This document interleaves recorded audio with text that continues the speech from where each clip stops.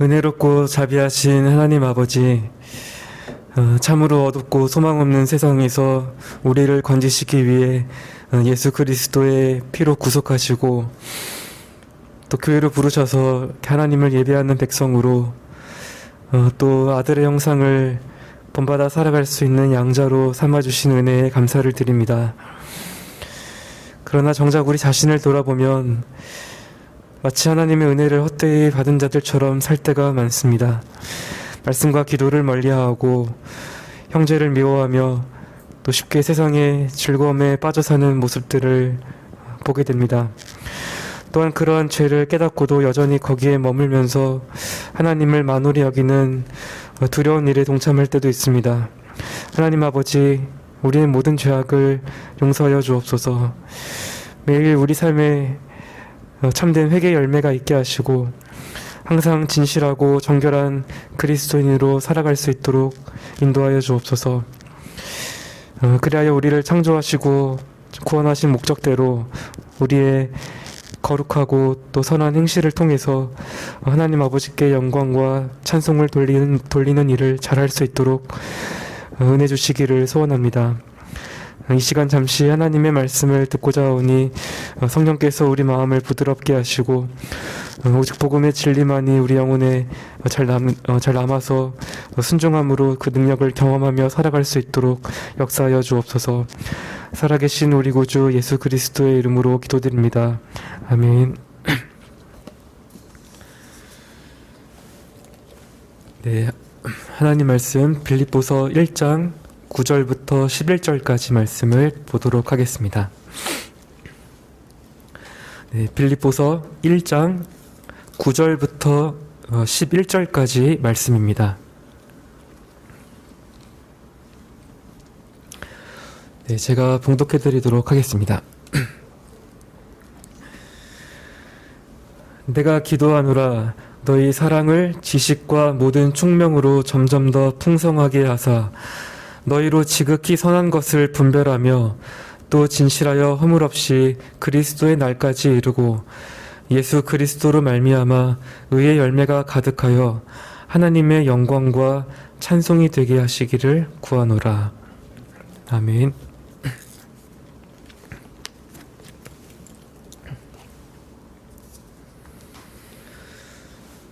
네, 방금 봉독해드린 이 본문은 빌립보 교회를 향한 바울의 기도입니다. 이 기도라는 주제가 우리에게 익숙한 만큼 또 중요합니다. 기도가 왜 중요한가에 대해서는 성경에서 여러 가지 말씀으로 말씀하고 있습니다. 그런데 그 중에서 한 가지 이유를 들자면 우리가 참된 그리스도인임을 나타내는 확실한 증거 가운데 하나가 바로 이 기도이기 때문입니다. 그리스도 안에서 양자로 입양된 자들은 누구나 성령으로 말미암아 하나님을 아바 아버지로 부르짖게 됩니다. 마치 갓 태어난 아기가 우는 것처럼 기도는 우리 신자의 본성에 있습니다. 그런데 놀랍게도 이 기도만큼 소홀하게 여겨지는 신앙의 의무가 없는 것 같습니다. 제가 말씀드리는 기도는 이 개인 기도입니다. 개인 기도는 하나님과 우리 사이에 은밀하게 이루어집니다. 그래서 우리가 쉽게 지나치려는 유혹에 빠지기 쉽습니다. 심지어 신자라고 하면서도 전혀 기도하지 않고 살아가는 자들도 있습니다. 사람의 은밀한 삶이 날마다 드러난다면 그것이 현실인 것이 여실히 드러날 것입니다. 그러나 결국 우리의 실상은 하나님과 우리 자신만이 제일 잘 알고 있습니다. 그리고 우리의 기도 수준이 지금보다는 더 나아져야 한다라는 사실에 대부분 동의하시리라 생각합니다. 사실 그동안 우리가 기도에 대해서 많이 배웠습니다.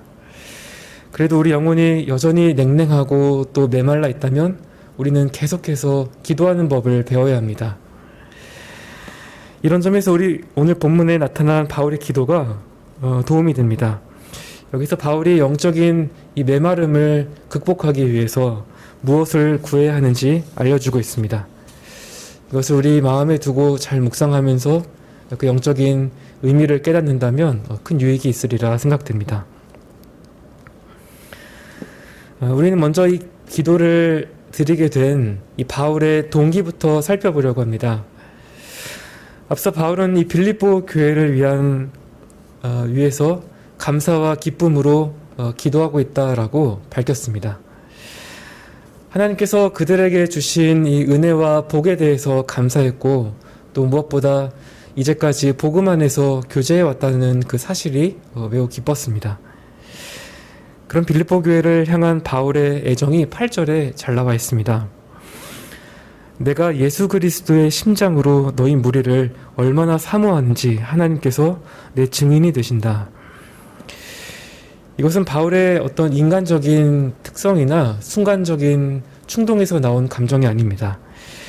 바울은 마음을 감찰하시는 분 앞에서 자신의 그 사랑의 실체와 깊이를 엄숙하게 공언하고 있습니다. 그가 이렇게 말할 수 있었던 이유가 무엇입니까?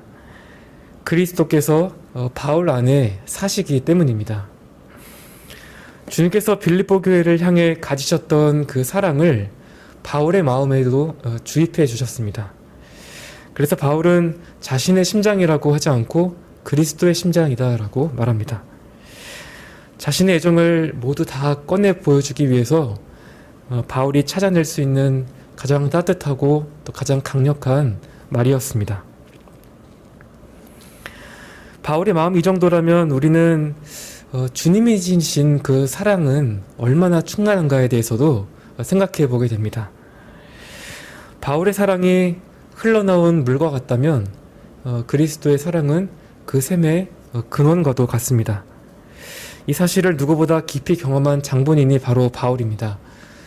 우리가 알다시피 바울이 다소의 사울일 때 매우 포악하고 잔인했습니다. 큰 위협과 핍박으로 그리스도의 교회를 매우 해롭게 했던 자입니다. 그랬던 그가 부드럽고 사려 깊은 마음으로 이 빌립보 교회에 은혜와 평강이 있기를 간절하게 구하고 있습니다. 누가 바울에게 그런 애정을 주신 것입니까? 누가 그토록 바울의 마음을 간절하게 하신 것입니까? 바로 주 예수님이십니다. 그리스도의 긍휼과 사랑이 바울을 완전히 변화시켰습니다. 특히 이 사랑은 바울로 하여금 이 빌립보 교회를 향해서 기도하게 만들었습니다. 이 4절에서 마찬가지로 오늘 본문에서 바울은 다시 자신의 사랑을 기도로 표현합니다. 물론 상황이 허락한다면 직접 가서 만나는 것도 좋을 것입니다. 하지만 지금 바울이 자유로운 몸이 아니었기 때문에 이렇게 서신을 보냅니다. 그러나 바울은 사실 이 서신을 보내기 전에도 계속해서 기도를 하고 있었습니다. 애정을 품은 채 가슴만 치고 있었던 것이 아니라 이 기도에 자신의 사랑을 모두 쏟아 부었습니다. 빌립보 사람들에 대한 자신의 사랑을 이렇게 기도로 승화시킨 것입니다. 우리가 이렇게 서로 사랑을 표현하고 도움을 줄 수 있는 그런 방법들이 많이 있습니다. 그런데 그 중에서 가장 좋은 방법이 하나가 있다면 바로 서로 기도하는 일입니다. 사랑하는 사람들을 위해 기도하게 되면 우리 안에 있는 이 분노나 이기심이 점점 사라지게 됩니다. 또 서로를 위해 기도할 때 또 다툼이나 불화도 점점 흩어지게 됩니다. 성령께서 우리의 마음에 계시면서 새롭게 역사하시기 때문입니다. 그래서 우리가 다른 이들에 대해서 가진 우리의 사랑의 그 분량을 알고 싶다면 이렇게 스스로에게 질문해보면 됩니다. 나는 진정으로 그들을 위해서 기도할 수 있는가? 또 기도하고 있다면 또 얼마나 자주 또 열심히 기도하는가? 만일 기도할 수 없다라고 한다면 우리가 그들을 사랑한다고 말할 수는 없습니다. 이제 바울이 기도한 그 내용을 우리가 함께 살펴보겠습니다. 그가 빌립보 교회를 위해서 구체적으로 무엇을 구했습니까? 먼저 간단히 말씀드리면 이 바울은 그들이 사랑 안에서 자라가서 이 지극히 선한 것을 분별할 수 있는 그 탁월한 수준에 이르고 또 많은 열매를 맺기를 바랬습니다. 이것은 하나님께서 우리를 구원하신 그 목적 가운데 하나이기도 합니다. 바로 우리가 열매 맺는 그리스도인이 되는 것입니다. 하나님께서는 단지 우리를 이 심판에서 자유롭게 하시고 천국에 들어가게 하기 위해서 구원하시지 않았습니다. 우리가 이 땅에 사는 동안 하나님의 자녀로서 그리스도의 형상을 닮아가도록 계획하셨습니다. 비록 우리가 지금은 육체 안에 살지만 우리는 육에 속한 자들이 아닙니다. 우리의 선한 행실로 많은 이들을 그리스도께 인도하고 하나님께 영광을 돌리는 삶을 살아야 합니다. 에베소서 2장 10절 말씀에 이것이 잘 설명되어 있습니다. 우리는 그의 만드신 바라 그리스도 예수 안에서 선한 일을 위하여 지으심을 받은 자니 이 일은 하나님이 전에 예비하사 우리로 그 가운데 행하게 하려 하심이니라. 이처럼 하나님은 우리의 삶을 향해서 선한 계획을 가지고 계십니다. 우리를 하나님의 영원한 가족으로 입양해 주셨지만 단지 이것으로 만족하시지 않습니다. 우리가 그분의 사랑을 받은 그 자녀답게 자라가는 일에도 큰 관심을 갖고 계십니다. 그렇다면 우리도 이것을 우리의 최고의 목적으로 삼아야 하겠습니다. 그리고 이를 위해서 우리가 애쓰고 또 노력하며 또 무엇보다 기도해야 합니다.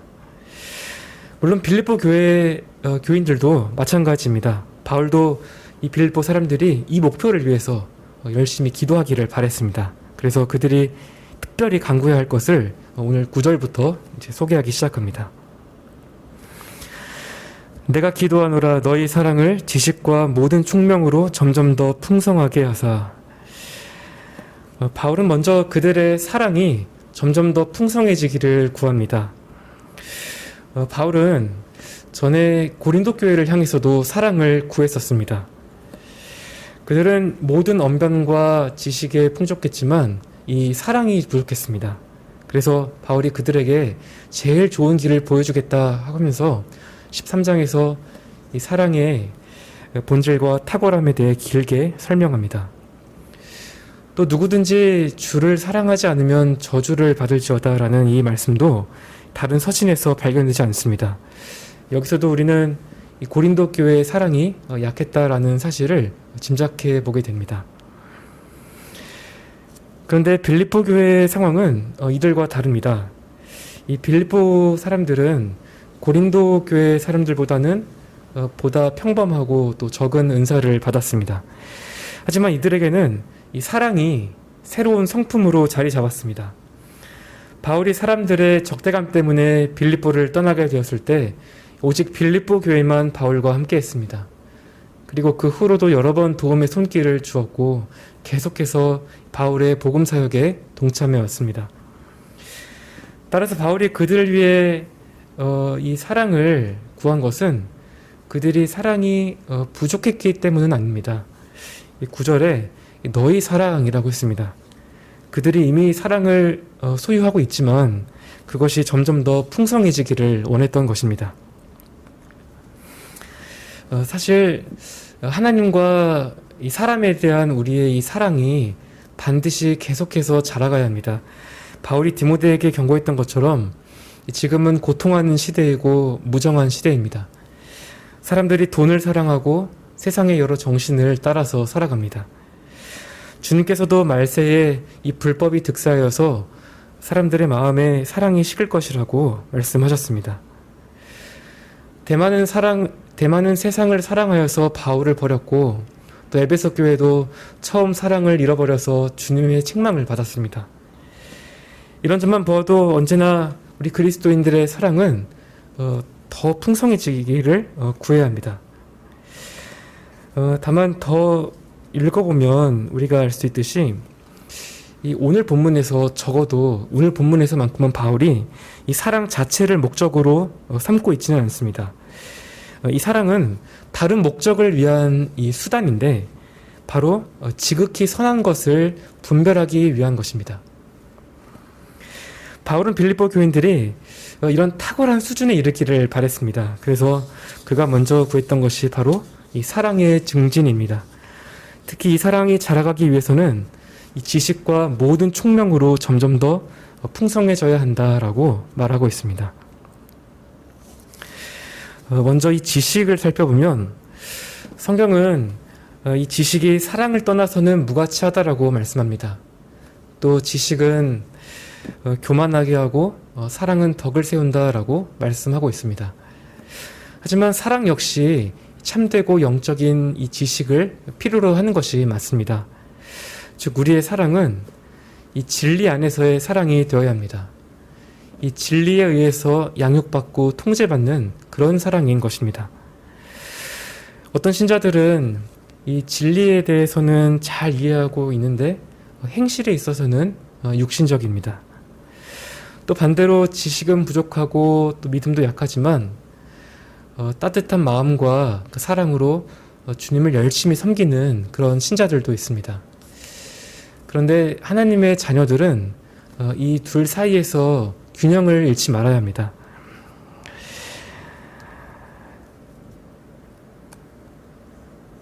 지식과 잘 결합된 그 사랑 안에서 자라가야 합니다.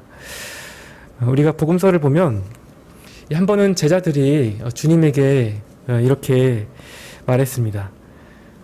주님, 저희가 하늘에서 불이 내리도록 청하여 그들을 태워버리기 원하십니까? 주님이 사람들로부터 멸시를 받는 것을 보고 제자들이 했던 질문입니다. 이 말은 분명 이 주님을 향한 사랑과 열심입니다. 그런데 이 방향을 잘못 잡은 사랑과 열심입니다. 그래서 주님은 그들을 꾸짖으시고는 함께 다른 마을로 가셨습니다. 이처럼 사랑이 잘못된 목적으로 나아가지 않기 위해서는 우리가 가르침을 받아야 합니다. 이 가르침이 다른 것이 아닙니다. 우리는 하나님에 대한 그 지식과 이 기독교 진리와 이 계시에 대한 전반적인 내용을 계속해서 배워나가야 합니다. 이 세상의 상황이나 사람에게 짓눌리지 않기 위해서 하나님께서 우리에게 은혜로 주신 것들을 잘 알아야 합니다. 좀 더 말씀드리면 우리는 하나님의 크신 구원 계획을 알아야 되고 또 우리가 장차 어떻게 될 것인지를 알아야 합니다. 또 그리스도의 십자가의 본질과 부활의 능력을 이해하고 그것을 어떻게 성령께서 우리에게 적용하시는지도 알아야 합니다. 이러한 지식에서 자라가고 이 큰 구원을 확신할수록 우리의 사랑은 더 풍성해집니다. 이렇게 사랑이 풍성해지면 우리는 여러 어려움과 문제를 직면할 수 있는 힘을 얻을 수 있습니다. 사랑을 그저 감상적으로 느끼는 사람들은 그 마음이 무너지고 좌절할 때 의지할 곳이 없습니다.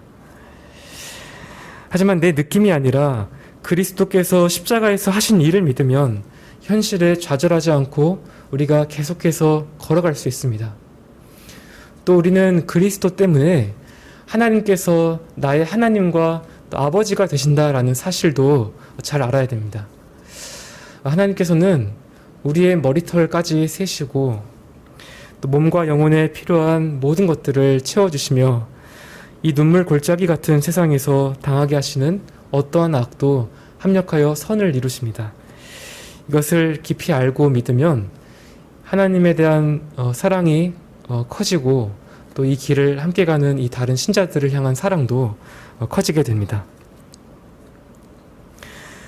다음으로 바울은 이 모든 총명에 대해 말합니다. 이 총명으로 번역된 이 단어는 신약 성경에서 여기에만 등장합니다. 그런데 같은 어원을 가진 단어가 히브리서 5장 14절에서 지각이라는 말로 사용되었습니다.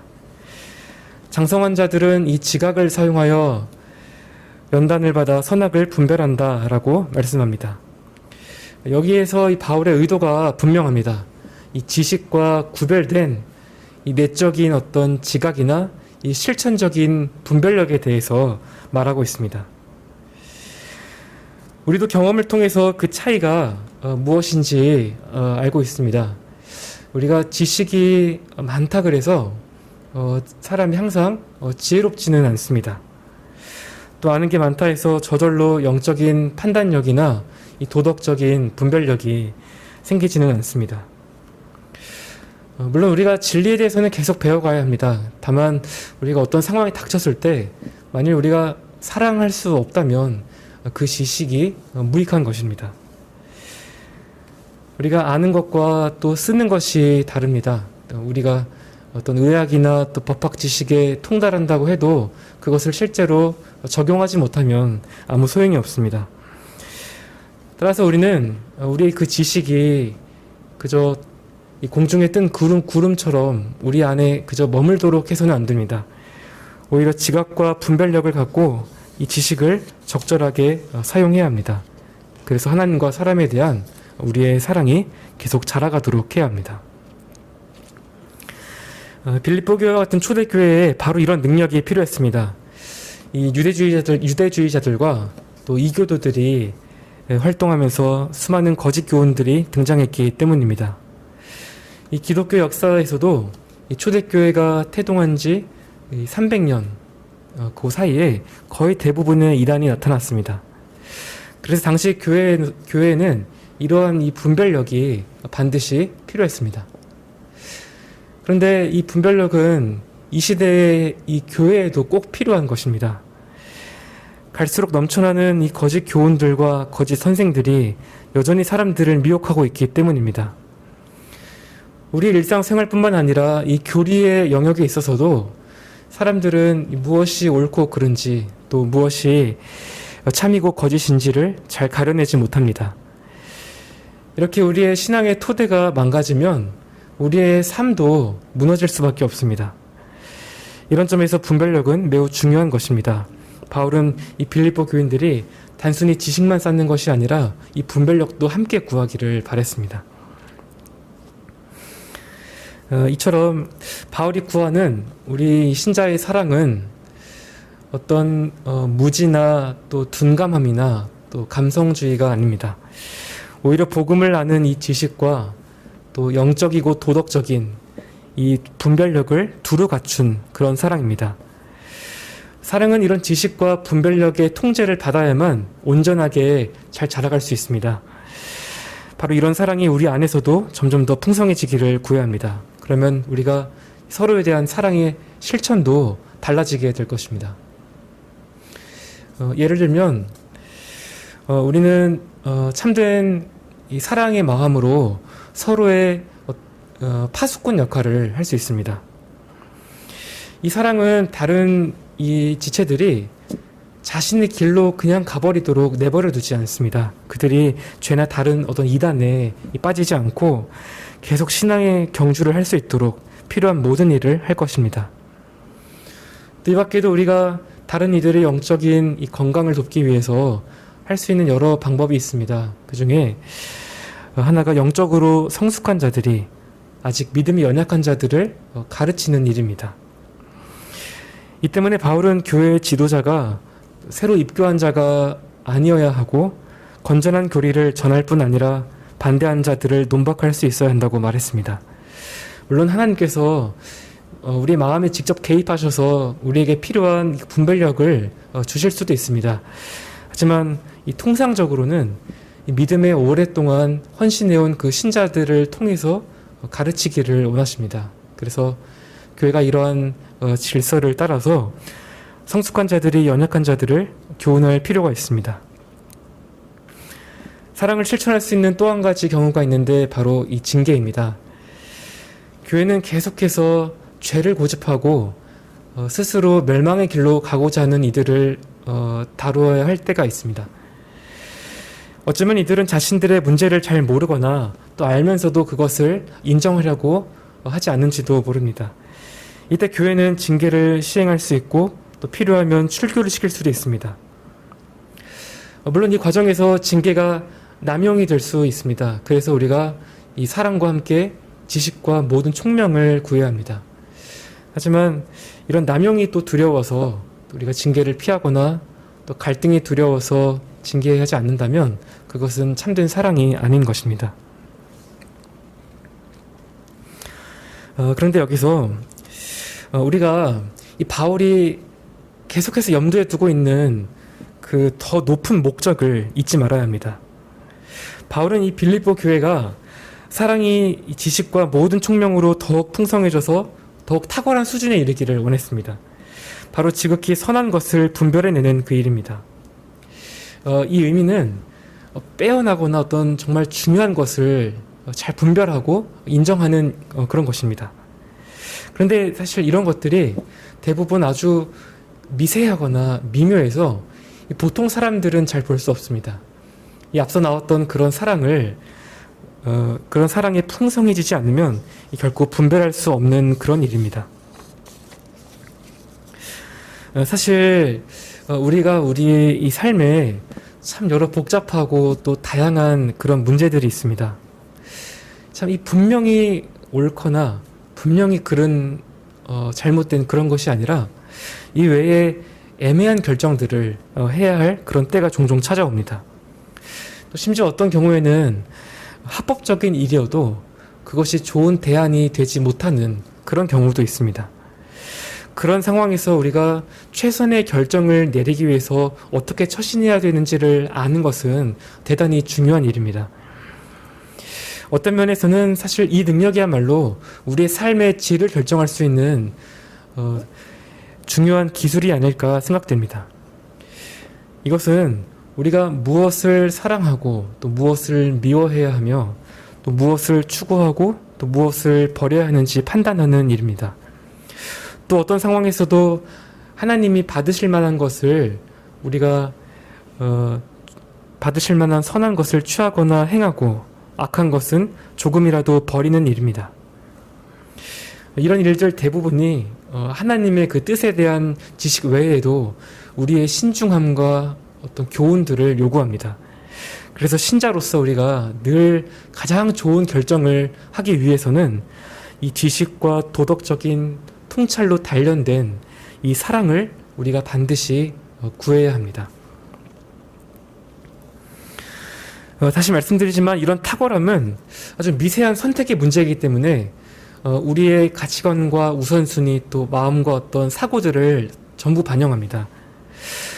물론 우리에게 하나님의 영광을 위해서 모든 일을 해야 한다라고 하는 그 대원칙이 있습니다. 하지만 우리가 일상의 모든 일들을 이 세부적인 모든 사항들의 그것들을 다 일일이 율법의 기초에서 결정할 수는 없는 일입니다. 다만 하나님의 은혜로 변화된 마음을 가지고 이 최선이라고 믿는 것을 선택할 뿐입니다. 물론 이때에도 하나님의 그 말씀을 기준으로 삼으려는 태도는 반드시 필요합니다. 하지만 그럼에도 바울이 본문에서 어떤 까다로운 조항을 내놓고 있지는 않습니다. 그저 하나님께 지극히 선한 것을 분별할 수 있게 해달라고 기도합니다. 그리고 이 일이 마음과 사고가 변화하지 않으면 안 되기 때문에 빌립보 사람들의 사랑을 지식과 총명으로 풍성하게 해달라고 좀 더 구체적으로 기도합니다. 따라서 우리도 같은 기도를 드려야 합니다. 괜찮은 것과 탁월한 것, 또 무난한 것과 또 지극히 선한 것을 분별할 수 있는 이 탁월함은 기도 없이는 결코 얻을 수 없습니다.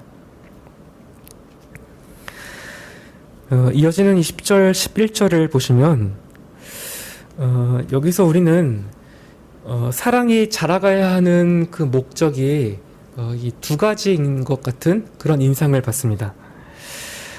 하나는 지극히 선한 것을 분별하는 것이고 또 다른 하나가 그 뒤부터 이 11절까지의 내용입니다. 그런데 이 원문을 보면 이 10절에 이 또라는 말이 없고 바로 이제 새로운 절이 시작됩니다. 따라서 이 앞서 말씀드렸던 이 모든 내용이 이제 나오는 이 새로운 목적을 위한 이 준비 단계가 됩니다. 다시 말씀드리면 바울은 신자들이 지극히 선한 것을 분별하도록 기도하는데 그 목적이 바로 진실하여 허물 없이 그리스도의 날까지 이르고 예수 그리스도로 말미암아 의의 열매가 가득하게 되는 것입니다. 신자의 사랑은 이 사려 깊은 분별력을 사용해서 정말로 문제가 되는 것들, 또 가장 선하고 가장 덕이 되는 것들, 가장 중요한 것들을 구분할 수 있어야 합니다. 또한 교회는 윤리적인 영역에서 선악을 구분할 뿐만 아니라 이 진정으로 가치가 있는 것들을 결정할 수 있어야 됩니다. 즉 영적인 이 통찰력을 가지고 이 사안의 본질과 가치에 대해서 잘 구별하고 판단해야 합니다. 그런데 이것이 다 무엇을 위해서인가라고 이제 할 때 교회는 그리스도의 날을 바라보며 진실하여 허물이 없도록 힘써야 하기 때문입니다. 이를 위해 신자들은 내적으로 정결한 생활을 해야 하고 또 외적으로는 다른 사람들에 대한 처신이 흠이 없도록 해야 합니다. 여기 먼저 진실하다라는 이 말은 이 말씀에서 매우 강조적으로 이렇게 쓰이고 있습니다. 이 단어는 원래 이렇게 햇빛에 이렇게 비추어서 거기에 어떤 흠이나 결함이 없는지 이렇게 세세하게 살펴보는 이제 그런 의미입니다. 그런데 이 말이 고린도후서 1장 12절에서 매우 강하게 표현되고 있습니다. 하나님의 진실함이라는 표현이 바로 그것입니다. 이것은 하나님께서 주신 어떤 진실함이다라는 그 의미뿐만 아니라 하나님이 친히 자신에 의해서 정밀조사를 받으셔도 부끄럽지 않다고 증거할 수 있는 그런 진실함입니다. 이런 진실함은 하나님의 전지하심과 그분이 속임받을 수 없는 분임을 알고 그렇게 행동합니다. 또 진실한 영혼은 죄에 대한 생각들과 상상들을 물리칩니다. 이런 것들이 우리 사람들의 눈에는 가려져 있지만 하나님 앞에서는 만물이 벌거벗은 것 같이 드러나기 때문입니다. 그래서 모든 죄악에 대항하여 기도하고 투쟁하며 그것들 때문에 애통해 합니다. 또 은밀한 죄악도 역시 그대로 놓아두지 않습니다. 여호와의 눈이 어디서든지 악인과 선인을 감찰하신다라는 사실을 알기 때문입니다. 만일 정욕이 그를 잠시 지배한다면 변명하지 않고 상한 심령으로 자기의 죄를 고백합니다. 거룩한 의무들을 기계적으로 또 냉랭하게 하지 않고 빈말이나 어떤 헛되게 경건한 척하지 않습니다. 만약 우리가 이런 일들에 대해서 전혀 낯설다라고 한다면 우리는 외식하는 자에 불과할지도 모릅니다. 또 10절에 허물 없이 행한다는 것에도 여러 의미가 있습니다. 먼저 이것은 다른 이들을 이 죄짓게 만드는 어떤 방식이나 일들을 주의 깊게 피하는 것입니다. 다른 이들이 넘어질 것 같다고 생각하는 일들은 하지 않고 또 문제가 될 만한 것은 무엇이든지 매우 조심스럽게 피합니다. 또 허물 없이 행하는 것은 신앙 고백의 원리와 반대되는 것에서 떠나가는 것을 의미합니다. 대표적으로 바울이 베드로의 그 위선을 책망했던 그 사건이 있습니다. 이 할례당을 두려워했던 베드로가 그 이방인들과의 식사 자리를 피했습니다. 하지만 베드로는 이방인 성도들을 부정하게 여기면 안 된다라고 했던 그 계시를 가장 먼저 받은 사람입니다. 그래서 그들과 먹는 것을 거부해서는 안 되었습니다. 그런데 결국 사람들을 두려워해서 이 위선의 죄를 범하게 되었고, 그래서 다른 이방인들까지도 죄에 빠뜨리는 결과를 가져오고 말았습니다. 이 허물 없이 행한다라는 것은 이것과 이 정반대의 것을 행하는 것입니다. 이외에도 허물 없이 행하는 일은 하나님 앞에서 부끄러움 없이 양심을 지킨다라는 뜻이기도 합니다.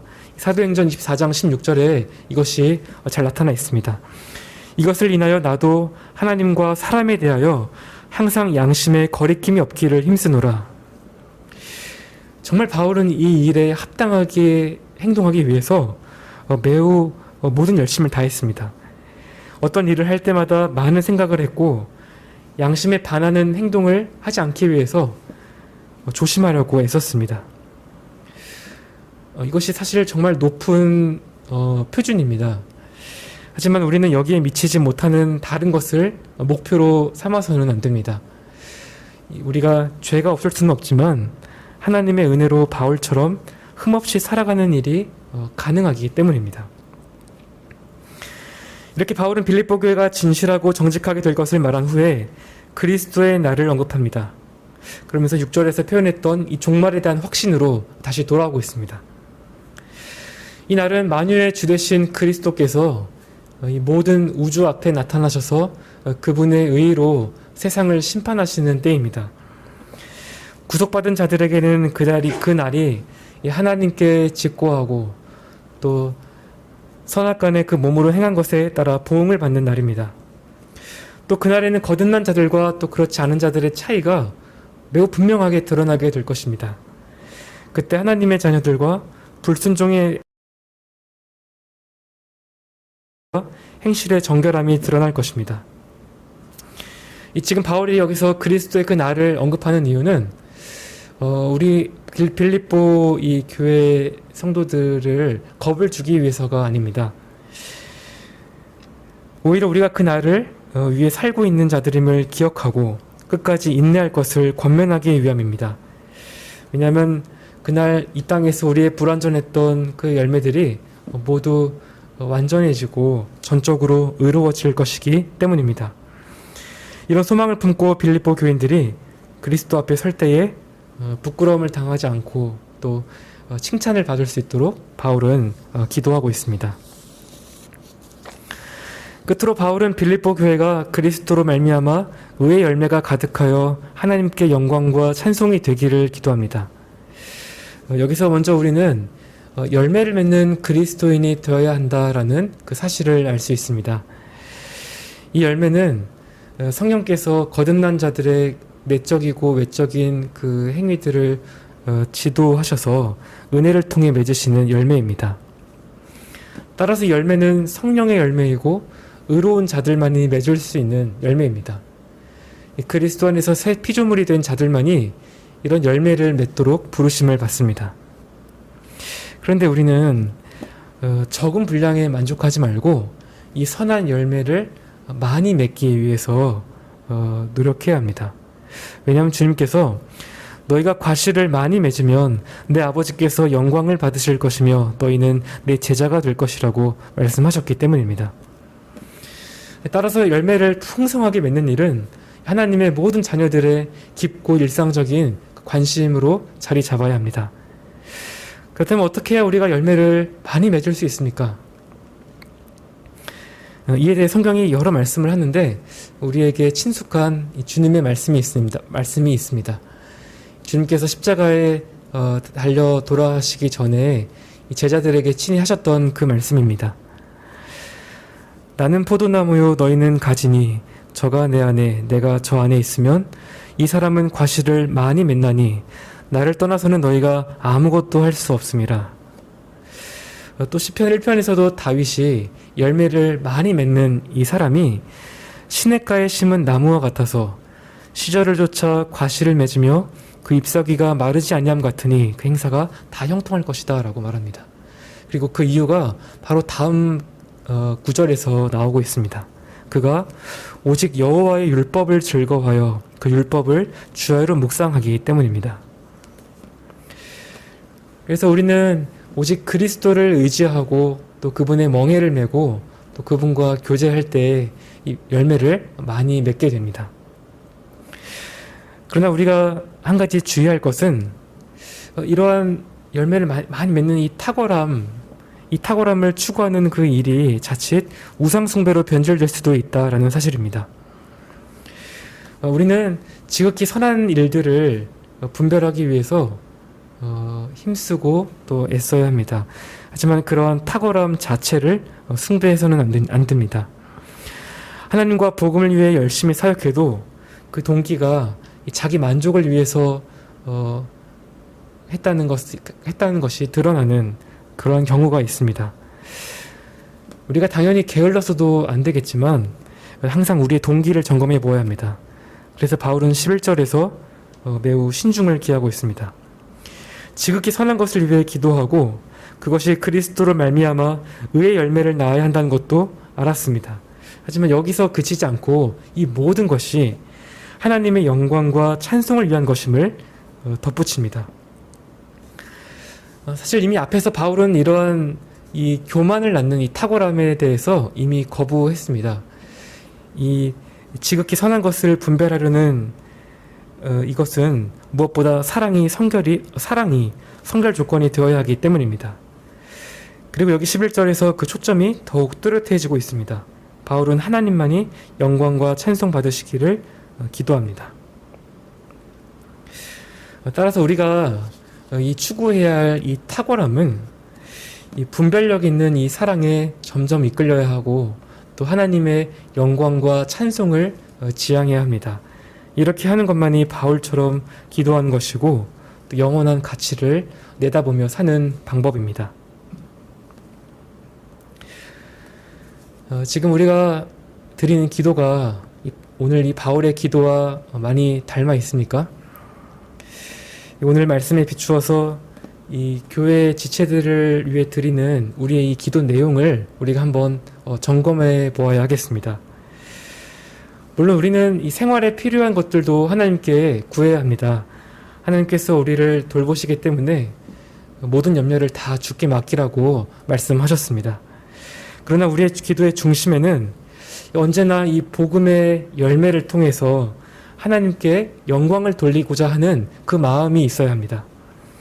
또한 이 일을 위해 지극히 선한 것을 분별하고 진실하고 허물 없는 삶을 살아가야 합니다. 그러면 메말랐던 우리의 삶은 점점 풍성해지고 그리스도의 그 날을 기쁘게 맞이할 수 있을 것입니다. 이런 복된 은혜에 우리가 모두 동참할 수 있기를 주님의 이름으로 소원합니다. 네, 함께 기도하겠습니다.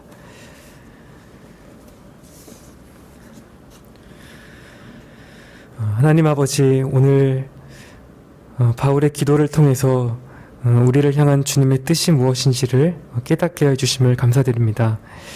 이 말씀을 우리가 자주 묵상하고 또 실제로 기도하면서 어둡고 혼란한 이 세대에 지극히 선한 것을 분별하고 우리의 선한 행실을 통해 하나님께 영광을 돌려드리는 자녀들로 살아갈 수 있도록 인도하여 주옵소서. 살아계신 우리 구주 예수 그리스도의 이름으로 기도드립니다. 아멘. 하늘에 계신 우리 아버지여, 이름이 거룩히 여김을 받으시오며 나라에 임하옵시며 뜻이 하늘에서 이룬 것 같이 땅에서도 이루어지이다.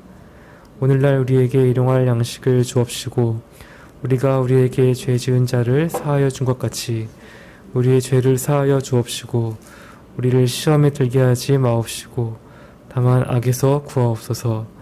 대개 나라와 권세와 영광이 아버지께 영원히 있사옵나이다. 아멘.